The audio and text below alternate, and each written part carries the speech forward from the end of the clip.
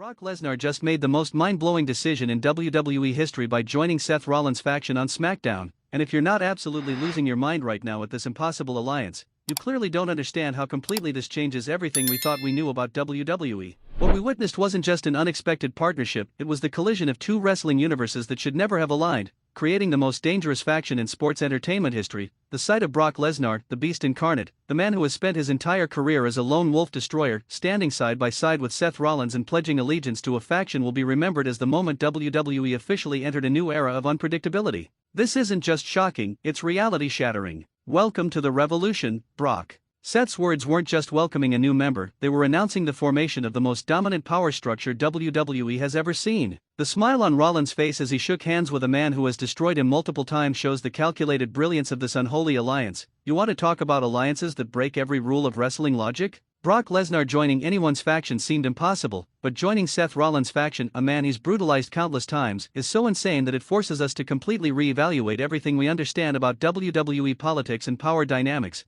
The history between these two men makes this alliance absolutely unthinkable. Brock has F5'd Seth through announce tables, ended his championship reigns, and made his life a living hell for years. The idea that they could put aside that violent history to work together seemed as likely as water flowing uphill. But here's what makes this alliance absolutely terrifying for everyone else on the SmackDown roster. When you combine Brock's unmatched physical dominance with Seth's strategic brilliance and faction leadership, you create something that no other group can possibly compete against. This isn't just a faction, it's a wrestling apocalypse. The most shocking aspect of this announcement is how it happened. Seth Rollins came to the ring during his usual faction segment, began cutting a promo about dominating SmackDown, and then dropped the bombshell that changed everything. I've been telling you all that we're not done growing, that we're building something unstoppable. Well, let me introduce our newest member. Here's a question that's going to separate the shocked fans from those who might have seen subtle clues. Did you notice any hints in recent weeks that Seth and Brock might have been secretly negotiating this alliance? Brock's music hitting sent the arena into absolute chaos. The crowd couldn't decide whether to cheer at the shock value or riot at the impossibility of what they were witnessing.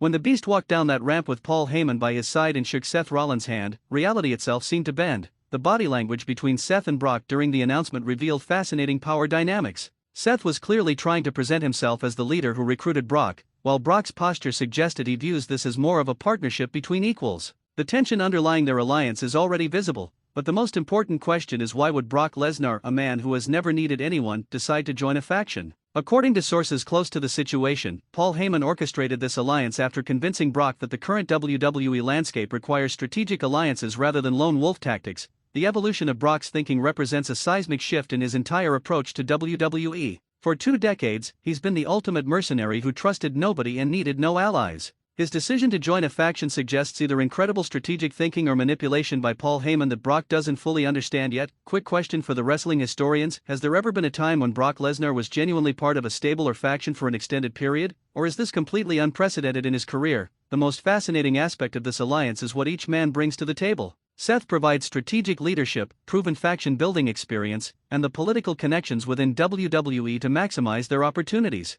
Brock provides raw destructive power that makes the faction literally unstoppable in physical confrontations, but the addition of Paul Heyman as the faction's advocate elevates this group to a completely different level. Heyman's decades of wrestling psychology knowledge combined with his gift for manipulation makes him the perfect mastermind to guide this faction's domination of SmackDown. The immediate impact on the SmackDown power structure is absolutely staggering. Roman Reigns and the Bloodline, who have dominated WWE for years, suddenly face legitimate competition from a faction that might actually have the firepower to challenge their supremacy. The coming war between these two groups will be legendary. Here's another question for the power dynamics experts: how do you think Roman Reigns reacted backstage when he learned that Brock Lesnar had joined forces with Seth Rollins? The most controversial aspect of this alliance is how it affects the other members of Seth's faction. Will they accept Brock as an equal, or will resentment build as the Beast inevitably becomes the group's most prominent member? The internal politics could tear this faction apart before it even reaches its full potential. The backstage reaction to this announcement has been absolutely explosive. Multiple wrestlers have expressed shock, concern, and genuine fear about what this alliance means for their own careers. When the most destructive force in WWE joins the most strategic faction builder, everyone else becomes potential victims.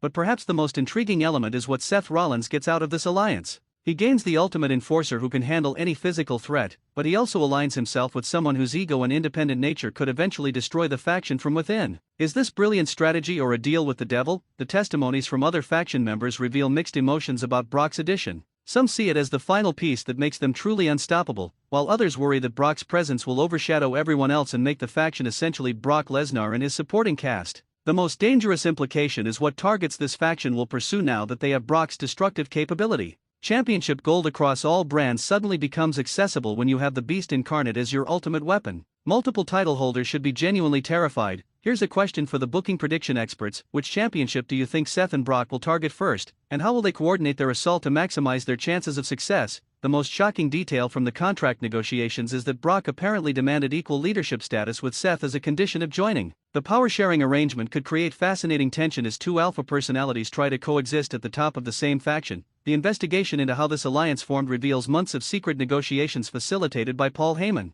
The wise man apparently convinced both Seth and Brock that their individual limitations could be overcome through strategic partnership. The manipulation required to unite two such opposed personalities is genuinely impressive, but the most intriguing mystery is whether this alliance is genuine or if someone is playing a long game. Is Brock truly committed to faction life, or is he positioning himself to eventually betray Seth and take over the group? The potential for betrayal makes every interaction between them must-see television. The fan reaction has been absolutely divided. Hardcore fans are praising the shocking storytelling and the creation of an impossibly powerful faction, while purists argue that Brock joining anyone's group destroys his mystique as a lone wolf destroyer. The debate reveals fundamental disagreements about character consistency. The social media explosion following this announcement broke WWE records for engagement. The hashtag Brock joined Seth trend worldwide within minutes as fans shared their shock, theories, and predictions about how this alliance will play out. The cultural impact is already undeniable. Here's a question about fan psychology: do shocking moments like this genuinely make you more interested in watching WWE programming, or do they feel like desperate attempts to create buzz that sacrifices long-term storytelling?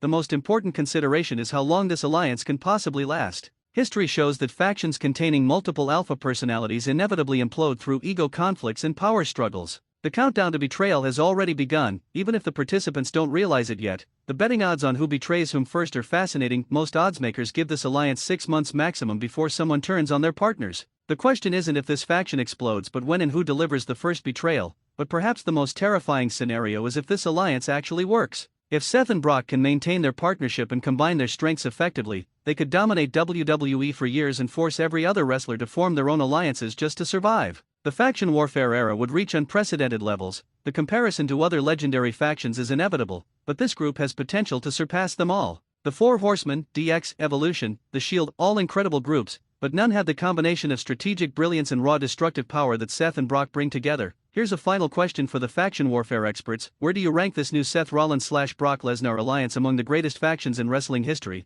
and does it have potential to become the most dominant group ever? The coming weeks will reveal whether this alliance represents the evolution of WWE storytelling or a short-term shock that fizzles quickly. Either way, the moment Brock Lesnar joins Seth Rollins' faction will be remembered as one of the most shocking announcements in SmackDown history. The wrestling world has been turned upside down by this impossible alliance, and nobody knows what happens next. The only certainty is that SmackDown just became the most unpredictable and dangerous show in WWE, and every wrestler on the roster should be terrified of what Brock and Seth will do now that they're working together.